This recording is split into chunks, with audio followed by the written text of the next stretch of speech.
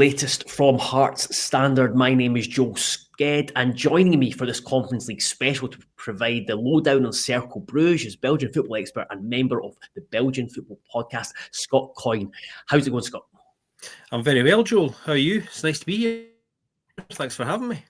No, it was absolute pleasure. Like I was saying off air, that I'm really looking forward to chatting to you about Cercle Brugge. And they're obviously not the biggest name in Belgium, but they've certainly a lot of interest, especially with the struggles they're having this season. But we will get into that. We will first start with, of course, a message from our sponsors, who are Good Vibes Giveaways, who are proud to sponsor Hearts Standard and offer fantastic prizes to fans of the club. Prizes change weekly and include tech gadgets, days out, weekends away, tax-free cash, and even OASIS tickets. Get your tickets now at www.goodvibesgiveaways.com and enter for your chance to spread the good vibes. Now, we were just chatting, Scott, it's obviously a busy week for you because Club Bruges are playing Celtic as well, and you're heading to Parkhead on Wednesday for that Champions League clash, and then on Thursday night, Hearts take on Cercle Brugge in the fourth Conference League phase fixture. So I think probably the best place to start is, are you able to provide a bit of a brief overview of Cercle Brugge and their standing within Belgian football, just because they're not one of the bigger names like Standard Liège or Anderlecht or their city rivals, Club Brugge? Yeah, well, a lot of people won't really be aware of Cercle Brugge because historically they've been in the shadow of their local rivals for quite a long time now. Obviously, Club Brugge, which a lot of football fans will be very well aware of. Cercle's heyday really is kind of pro Second World War. Okay. They've won a number of titles. And we're a reasonably big club in terms of their place within the Belgian footballing landscape, kind of up to that point. Post Second World War, they've fluctuated a lot, and I would say over the last sort of 15, 20 years, their story's been one of relegation, promotion, and they've been struggling to be a kind of consistently safe, say, mid-table side in Belgium for a while. They were bought a number of years ago by the owner of Monaco, by the Russian billionaire Dmitry Rublev. Mm-hmm. I think there was a perception that, Cercle are now very heavily backed financially, and the truth is they're not. It's very, very modest. They do take advantage, obviously, of Monaco's wider scouting network and their significant sports science department. So there's a lot of infrastructure support there they get that really benefits the club which is very small.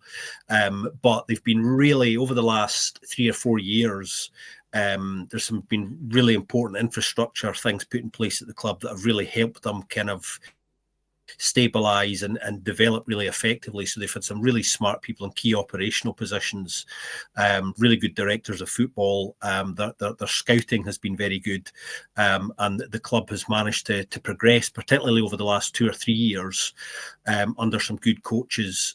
So the club is becoming more stable, and last season they had an extraordinarily good year. They managed to finish in playoff 1, which is the championship playoff, for the very first time, and that allowed them to qualify for European football, which brings us together. Of course, that was the reward for having a really strong, consistent season. And yeah, they've had a few troubles over the summer, which I can give you some context on, which kind of leads them into their current frustrations. But they're a club who, broadly speaking, are on the up in a number of ways. Yeah, and you mentioned last season. I think that's probably a good place to start before we talk about this season and the struggles that they're having this season. Why was last season such a success? Well, I think they had a very stable side. And they have a way of playing which that particular squad last season had become very, very comfortable with, having been, playing regularly that way from the year before as well. So there was a 12, 18-month period there where that squad had really bonded and started to develop some results as a result of it. You could really see that. A lot of it, last season's success, was obviously down to one particular player and him being the top scorer in Belgium last season, a certain Kevin Denkey, who is still there for the moment, although he does have a new club. He'll be remaining at Cercle until kind of mid-December, so he will play another few games before heading over to the MLS. Now he's secured his big move. But yeah, Kevin Denkey finished the top scorer in Belgium last season, and that was a big part in that. But they also had some really important players there who were performing consistently as well, which was so important for them. Ironically, and somewhat unfortunate as well, most of those players have now left over the summer, and that was the beginning of some of the challenges that they've seen in the pre-season and kind of in some respects that are still ongoing at the moment. Yeah, so I will get into a wee bit more depth about Kevin Denkey, because obviously, while he's moving to MLS, he won't be available on Thursday just because of suspension, having been sent off. I think it was in the last fixture. I'll get into like how big a miss he'll be further on, but I just wanted to chat about this season in general. They've obviously been sitting 14th in the league. They lost to Standard Liège yesterday evening, 1-0, and they lost last week, or before the international break, 5-0 to Anderlecht. Again, two of the kind of big boys in Belgium. But why the big shift from finishing so high up last season to now being kind of mid-table and perhaps like kind of looking over their shoulder? Yeah, well, I think there's a few things that are kind of worth contextualising here. You know, a number of key players left over the summer. Arguably the most important players kind of in the core of the squad, the spine of the side really, left. And to be fair to Cercle, what they actually did was they brought in a lot of players early. They were very early in a lot of their transfer business this summer, which was a positive thing, I think. But Cercle, for a number of years now, have had the youngest squad in Belgium, and it still is. I think it might be the second youngest now, give or take a few days if you average it out, but it's a very young squad. So they brought in a lot of new players to replace some of the key players who left. Again, a lot of young players coming in. You have additional challenges bedding them into a squad. And also, they've had the added complication of playing European football regularly. You know, they had the European qualifiers early before the season even started as well, which was something they were not used to. So there was a lot of change and turnover. And what Mira Muslic, the head coach at Cercles, had to do, I think wisely, is there's been, you know, a fair degree of rotation very early on. There was a deliberate decision taken to use the squad very heavily and give everybody a good amount of game time. And that was to allow these players to acclimatise coming to a new country, but also to get used to the system that Cercle play, so that hopefully, obviously, not only does their fitness improve, but they're able to kind of just click into the system that's going to be demanded of them. And the only way to do that is obviously give a lot of new players game time. So there's been some, you know, practical disruptions there that are kind of been difficult to manage, you know, bedding in new players and also kind of juggling European football and the schedule that comes with that. Obviously, there's added travel there and that provides, you know, a whole range of additional complications. So there's been a lot of things to juggle there. I mean, you're right, domestically, they're sitting 14th at the moment after last night's loss to Standard, and that leaves them sitting in the relegation playoff spot. And I think losing Kevin Denkey now is, you know, is a huge miss for them, because Kevin, you know, has already scored 11 goals across 23 games so far this season. Nobody is close to being able to, you know, replace that output in the squad at the moment. So the money that's come in from that transfer is going to have to be used extremely wisely, because I think Cercle's technical director, Rembert Vermaat's got a really big decision to make now. I think he has to get that call right as to who Kevin's replacement is. It's going to be really interesting to see who they go for, because I think if they don't get that call right, I think the second half of the domestic season in Belgium for them could be really, really torturous. So they need to find a solution to that. and kind of quite quickly. That transfer has been a long time coming. It should have really happened over the summer. Looked like he was going to stay in Europe over the summer. Didn't quite happen. They held off because although there was a number of offers on the table, none of them were to Cercle's liking or particularly to Kevin. So the fact the window closed without Kevin leaving led to a bit of further disruption in the camp, obviously, because Kevin got distracted, understandably, and then I think that affected some of the other players. So he had quite a slow start to the domestic season as well. Once the window had closed and it looked like he was going to be staying probably until January, we know that's not the case now. Then I think he got his head down again and got refocused. And I think in recent weeks, leading up to the international break recently, there have been some signs that their form's starting to improve. Unfortunately, the results still aren't coming yet. But they have been looking a little bit better, and some of those defensive issues that they've had, because defensively they've been a bit suspect this season because of a number of changes and things. It seems to be kind of improving. You talked earlier about the manager, Muslich, and what he's had to do, and is he under any pressure at the moment, and kind of what's the general feeling around the club, whether it's the press or the fans, about the situation they're in? Well, I think Miro Muslich is probably one of the most talented coaches in Belgium at the moment. There's quite a lot of people kind of keeping an eye on him. Miron's a very good coach. I think, these players over the last few years, you can tell they respect Muslich and want to play for him. He always handles media obligations very well. He's a very good speaker. And I think he's a good fit for the club. I think he is under pressure in a way that he hasn't been before. At the moment, largely because of the results, obviously, but you've got this added challenge of losing key players and having to, hopefully get those new players as close to the last season's level as possible, as quickly as possible. And they're now in a situation where I think the second half of the season is going to be tough for them, even if they do get the right replacement for Kevin Denkey, because the Belgian league is incredibly competitive for the most part, right across the top division, the Pro League as well, and it's entirely possible for smaller clubs to take points off bigger clubs. It's not like in Scotland where there are 3 or 4 clubs that generally will be expected to win most of their games. So the competitiveness right across the division is there.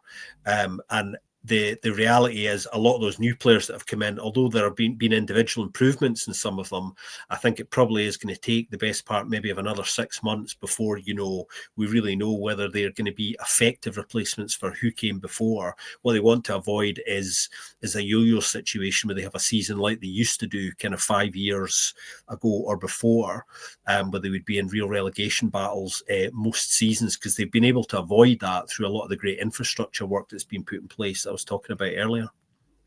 And you talked about how it's kind of similar to Hearts, that maybe their performances have not reflected the results in recent weeks. So looking ahead to the game, what can Hearts expect from them in terms of how they play and the kind of what system style they play in?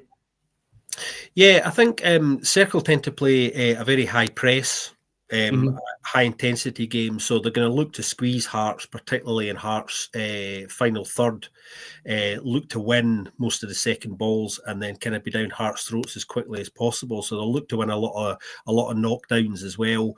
They do like to go long quite a lot, which allows them to win knockdowns, and deliberately force a lot of those duels.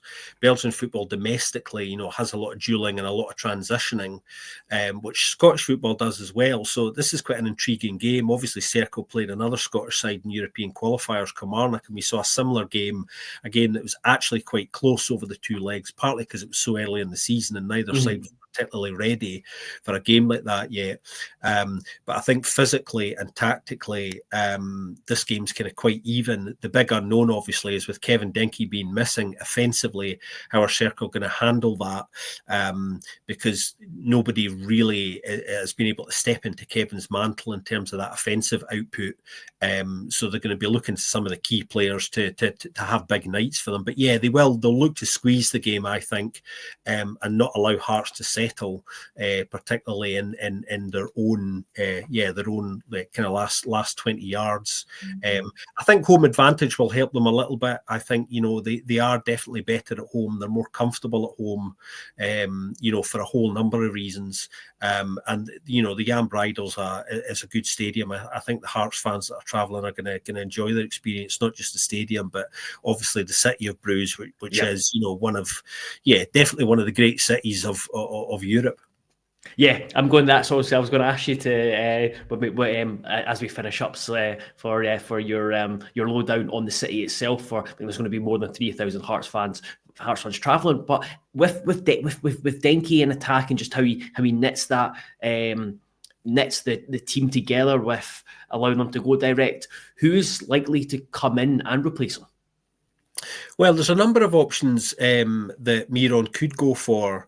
I think, there's the front three is kind of a bit interchangeable in terms of, the wingers can play on either side. Yep. And there's a couple of attacking midfielders in the squad who can play as a striker if necessary and have done occasionally. I mean, there's some key players to look out for. I mean, Thibaut Summers, Mr. Cercle, as some people call him. He spent his entire career there, 25-year-old, came through Cercle's academy. Mm-hmm. He's very, very important. When Thibaut plays well, generally Cercle play well, but Thibaut can play up front if necessary. Doesn't score a lot, but he can play up there and he can play on either side. Alan Minder's worth watching out for as well. Really exciting Ecuadorian winger, has got real pace and power, tricky player. His offensive output in terms of goals and assists hasn't really been there this season, but he does have that in his game, so he's definitely a player to watch offensively.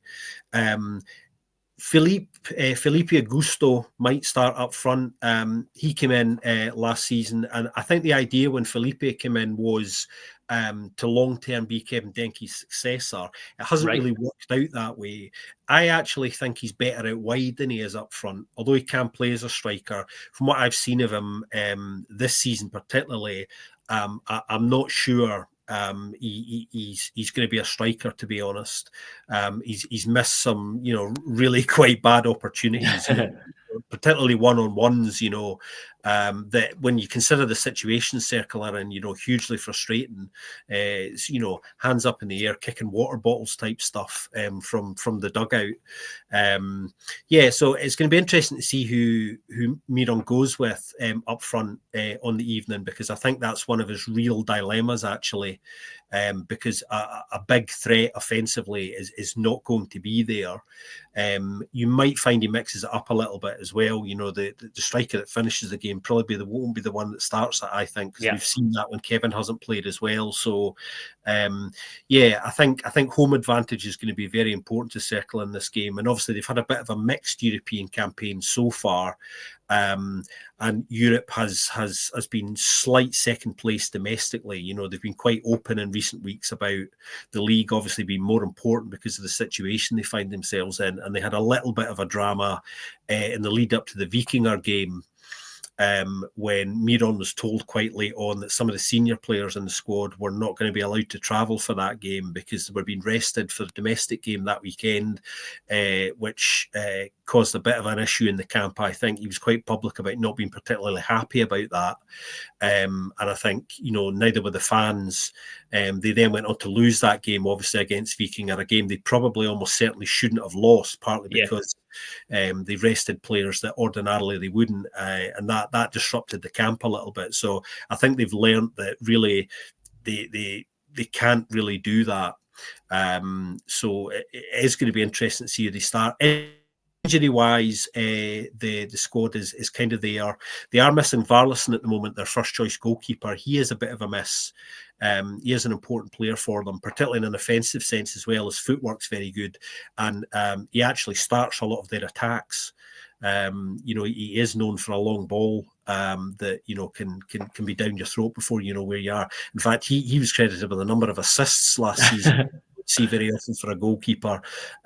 So his reading of the game is very, very important as well. But other players to look out for, Hans van der Bruggen as well, attacking midfielder. He's a very competent player technically. Christian Ravic, young centre-back. He's been very good this season. One of the few players who's been at a consistently good level. Bruninho, young Brazilian midfielder, again, good technical ability. He may well feature this week in the game and could be important for them. Has the ability with line-breaking passes to have an impact. And Kazim Alegbe as well, quite a talented Belgian under-21. Offensively, he can play on either side as well, and he has goals and assists in him. In fact, he scored a really good goal for Cercle when they played Kilmarnock earlier in the season as well. Yeah, he was. He certainly caught the eye just because I remember the name from his shorts. I think it was a short spell at Ross County earlier on in his career. I just want to go back to something that you talked about with the Vikingur game. So, was basically like, did that come down from like the sporting director that basically he was told, the manager was told, you can't use these players? Yeah, I mean, there was a discussion about it internally, but it was quite obvious from some of the press conferences that there'd been an internal disagreement to a certain extent as to how best to handle that. But yeah, essentially, Miron was told, here's a list of players that won't be travelling for the game because we want to rest them for their big league game that weekend. And yeah, I think that came down at very short notice, and something similar happened actually recently, just the other week when Kevin went to the States to finalise his deal with Cincinnati. That happened very, very quickly as well, and Miron was told at very short notice that he was going to be unavailable for the game that weekend, which is quite disruptive as well for him. And I think he had to choose his words very, very carefully. Thankfully, he did. He's very good in his media relations, Miron. And he's particularly good at being honest, but in a diplomatic way, I think, rather than just avoiding questions.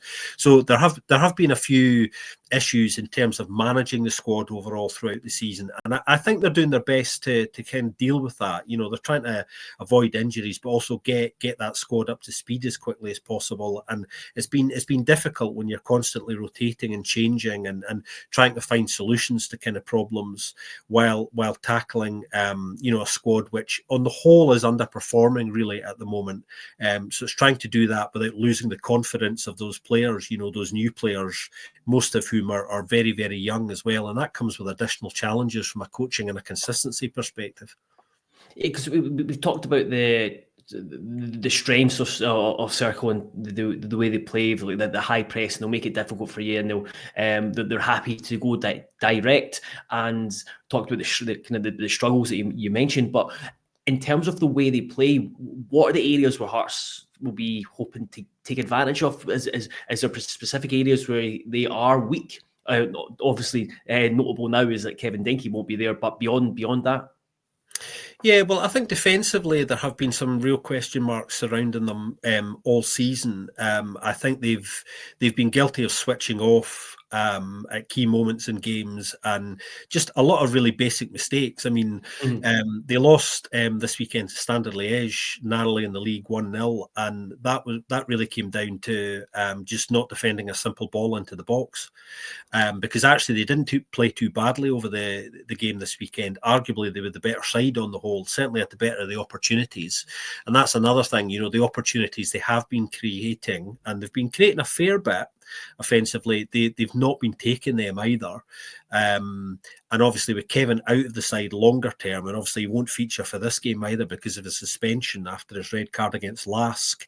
There are questions around, okay, who's going to step up? They do rely on having kind of quite a strong team unit, I think. That carries them through a lot, and that's important, no matter what side you are. And it's more important now than ever. Now they're kind of up against it in lots of respects. So they're juggling a lot of difficult things. But yeah, their concentration is something to watch out for. And I think if Hearts can exert, some pressure in the game, then it'll be interesting to see how Cercle respond to that, because playing at home, they will be expected, obviously, to kind of set the tempo of the game and control it as much as possible, as you would expect of any side at home. So I think if Hearts can, hold on to some possession and try and take a little bit of heat out of the game, then that could be interesting. Yeah, just when you mentioned the kind of they're switching off and kind of a wee bit inconsistent. And you really do, and I know you touched on it earlier on, but they really do have a very young squad. And you're looking at like the players that were playing yesterday, there's like a 19-year-old centre back and a lot of guys in their early 20s. And then you look at their signings where it's the vast majority were between the ages of 18 and 21. So I take it that's a real just focus of the club, is that they sign young players and they kind of accept that there's going to be these challenges and there's going to be these mistakes as they grow and develop. Yeah, absolutely. That's the model, and that's been the plan for a number of years now, and will continue to be the plan. The interesting thing about Kevin leaving is I think a lot of the money from that large fee, that 16.5 million, I think will go into building the new training centre, which is ready to go. Right. They just needed the cash in place to make that happen. They've got that now, so the remaining cash obviously will go into funding Kevin's replacement, who I'm sure they have a very good idea who they want that to be anyway, because that deal was so long in the making. But yeah, the model of developing young players longer term who will accrue value to bring in good fees is absolutely the model there. And because of the relationship with Monaco, they have quite an effective exchange program every season where normally 3 or 4 young players from Monaco's academy come to Cercle and train with them over the summer. And if they do well, they will get an opportunity probably to come to Cercle on loan to play regularly. So yeah, I mean, if you're a young player, Cercle Brugge are a good club to be at and a good place to develop, because in Belgium generally the academies are very strong, so the pathways for player development are absolutely there. Young players get a chance to play at a senior level regularly in Belgium across most clubs, smaller clubs and the larger clubs as well. It's a great environment to develop talent. It's one of the reasons why more and more people are watching the Pro League in Belgium now, because young players get those opportunities, develop faster, and obviously if they do well, they get their move. And also there's real added value there in Belgium. A lot of Belgian clubs get mugged for transfer fees, young players leaving for what are very modest fees, who are actually probably worth a lot more just because of the timing. And it's a difficult balancing act, because clubs that don't have a great deal of revenue have to judge that right moment. When's the peak moment for this deal? And often, they lose players a year or two earlier than they would like, just because the deal is too good to turn down. And financially, a lot of the medium to smaller size clubs in Belgium, don't have any choice in that sense. The new TV deal in Belgium has been negotiated at the moment, and it's almost certainly going to be worth less to clubs than the previous deal. So that means we're going to see a situation, I think, where clubs are going to continue to look to really maximise in a big way these sales in the coming years in order to continue funding that cycle, because there's less TV revenue money available. So kind of switching tack to end, you discussed the city and the stadium. What can fans expect from Bruges City and Jambos stadium? And is there any recommendations for people that are travelling to Bruges? Yeah, well, Bruges is a very, very special place, in truth. It is definitely one of those places where once you've been once, then you will rave to people about it. Mm-hmm.